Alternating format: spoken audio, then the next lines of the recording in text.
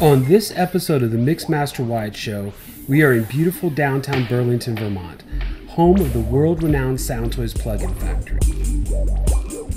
We are about to visit with Ken Bogdanowicz, founder and chief designer of the Soundtoys line. Together with Mitch Thomas, who heads up sales and marketing, Ken and Mitch have brought game-changing plugins to the audio production world that are used by engineers and producers all over the world in all genres.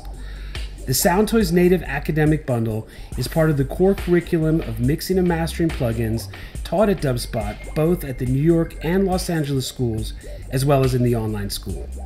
And the students swear they are life-changing. Let's go inside and have a look.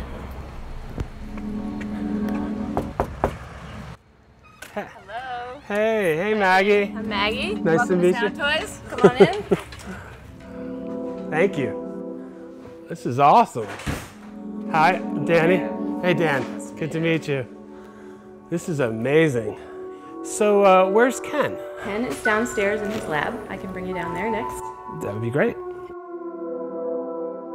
Hey, Ken. It's good How are to see you? you. Great to see you. Welcome to my code cave. This is quite a cave. All right, this is where science and art meet, yeah?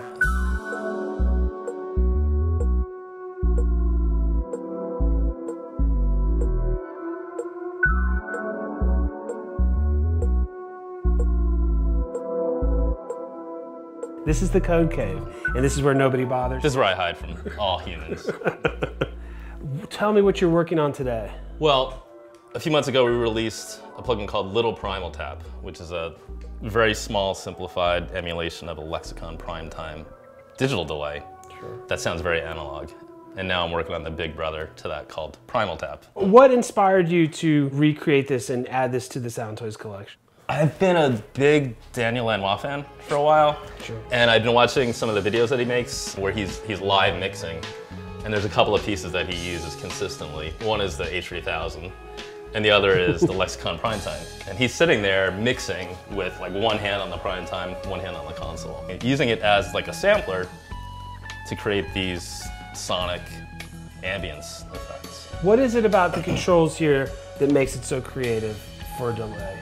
Well, back in the day when memory was really expensive and technology was limited, they had to do a lot of tricks in order to get decent amounts of delay time. One of them was to run at really low sampling rates. So with this guy, there's a thing called the delay multiply knob. And when it's in 1x mode, you can get maybe a quarter of a second of delay, which isn't much. To get longer delays, you click it into 2x or 4x. And the bandwidth goes down, the quality goes down in a really cool way. And the character goes up. The character goes way up. And whatever happens to be in the delay, so recirculating gets clicked an octave down. So you get these really funky octave effects. The smallest button on here is probably the coolest thing, the repeat hold button. When you click that in, it freezes whatever's in memory. And that's what one of the tricks that Lanois does.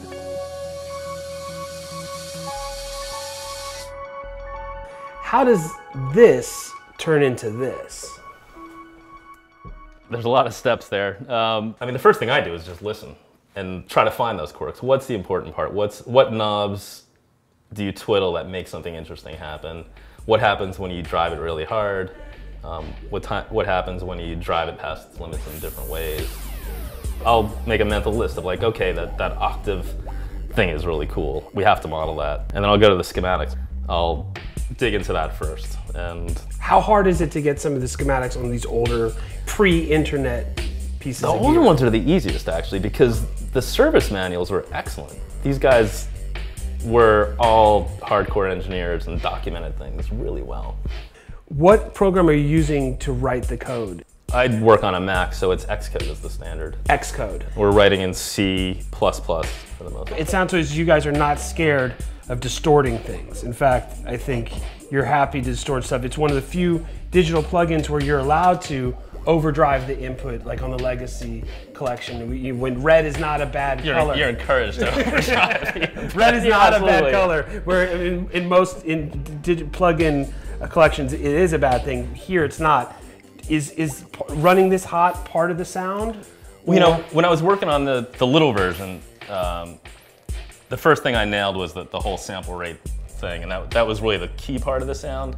And it was working pretty well and sounding pretty good. And then I started turning it up and just playing some guitar through it. And this thing sounded a lot better. I'm like, what the fuck? You know, the hardware sounds a lot better than the plug-in. What's going on? 3 weeks later of like digging into it and trying to figure it out, it had this really unique distortion where the harder you drove it, the more the high frequencies got lobbed off. The thing about the old gear that's really cool is that these things happened and people found them and kind of took advantage of it. But the designers probably were like trying everything they could to not make that happen. I think a lot of the products that you've created have that character to them, this sort of slightly maybe unintentional thing that actually makes it incredibly cool. When you see the gear upstairs, you'll see we've been trying to find pieces that have that quirk. This is our gear cave. You saw the code cave. Okay, the gear cave. This really started when I was working on Echo Boy, and I had a few pieces, but quickly realized that I didn't have the really essential echoes. What is it? What are the things that when I talk to producers or engineers and they say I want this sound, you know, whether it's a PCM42 or a Memory Man or whatever, it's hard to just imagine that. You can't talk about it. You have to have it. You have to have the piece in front of you. You have to listen to it. And so I started collecting. Some of these I know, LA2As and LA3As. Limpander, what is this unit right here? It's really weird. To be honest, I'm not even sure exactly what it was trying to do, because it doesn't even sound like a compressor, really. It's just a weird kind of limiter distortion thing. It makes everything limp. Limpander. And then this guy here, what is That's a Federal compressor. This guy is an old... Some of the earliest compressors were designed for the US government, for military broadcast work or other kinds of things. So this is one of them. It's a favorite of people like Michael Brower, big analog compressor fan. This is pretty cool. These are the Pi compressors. And this pair actually came out of Olympic Studios in England. Wow. Before he died, I got to speak to Keith Grant, one of the founders of Olympic Studios. And he made a point of saying these are the ones. There's nobody else has them. Wow. And then this is our kind of our modulation pitch shifting rack. One of the earliest phasing devices. I mean, back then it would take a whole rack worth of stuff to do phase shifting. And the same with flanging. Here it's 2 rack spaces worth of flanger. And it is my personal selfish request that you make the ultimate flanger. So just put that in the suggestion box. You just got to keep bugging me. I'll keep bugging you. I promise I will. I promise I will. And then one of the most unique spring reverbs. Probably never seen one of these. It's called the Great British Spring, and it's built into PVC pipe. So that's almost like a physical instrument, like a real analog plate or something. Like it. Yeah, I mean it's got big long springs. Big long springs. Yeah, that's amazing. So one of the real fundamental plugins in the mixing and mastering program at Dubspot is the Decapitator, and a lot of producers, they learn different DAWs and they start to produce, and they're like, why doesn't it sound rich? And as soon as they learn Decapitator, it changes people's lives. I mean, really, I've seen people cry. Tears of joy. That's so good to hear. Because I was literally crying for a while while I was making it. Okay. Well, your tears have now gone and become their tears of happiness and conquest. Talk a little bit about some of the gear that inspired Decapitator. People were starting to use Echo Boy with no delay to get distortion character. And it's a really cool trick. It's something that like Trent and 9 Inch Nails uses all the time. Like just click through the different styles. And so Mitch is like, let's just put that out as a plugin, distortion plugin. And me being me was like, okay, I really have to start from scratch. I'm sorry, I just gotta start from scratch and like find the gear that's like the definitive distortion things. And we're kind of inspired by the Culture Vulture, which is an awesome analog box. But in one of the styles, it's an Ampex, old Ampex 350 recording tape recorder preamp. And it's just got this really round tube vibe to it. Is it even ordered harmonics, all even, or a mix? It's a mix. Okay. If you looked at a waveform, like if you put a sine wave into it and cranked it up, you would say that there's no sharp edges at all. It's just very, very smooth. As it distorts and as you lean into it, it gets very round and it also compresses too. It's not just straight distortion. Okay. So that's part of the secret of the thing. This is Bob Belcher. Hey, Bob. Good to meet you. And Bob and I worked together back at Eventide over 20 years. Is it almost 30 years ago? Almost 30. And we designed the H3000 together. Bob designed most of it, and I did a bunch of the DSP algorithms. Bob did the hardware design and the whole functional part of it. I mean, there really probably isn't a studio that doesn't have an H3000. And another code cave. This is Luke Autry. I don't know, what are you working on now, Luke? Well, that's a secret. Okay. Gotta keep secrets. In the Willy Wonka tradition, gotta keep it a secret. This over here almost feels like a religious experience.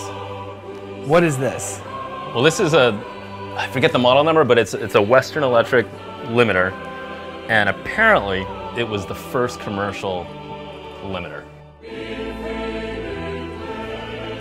Okay, this is the business cave. This is the business cave. But I can see technology still flows into the business cave. Right, and this was my tech and business cave, and I realized I just needed to separate it a little bit.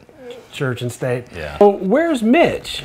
Mitch is in Knoxville, Tennessee, which is, Mitch worked for Waves for quite a while, and that's their headquarters. He's happy to be there. We're happy to have him. I'm really looking forward to talking to you and Mitch Sunday on the Hangout, the men of Sound Toys, answering some questions from the World Wide Web. Really looking forward to having you guys on the show. Oh, it's gonna be fun. Thanks, Danny. Thank you. So glad you came. Thank you for having me. Hey, you wanna check out the boat?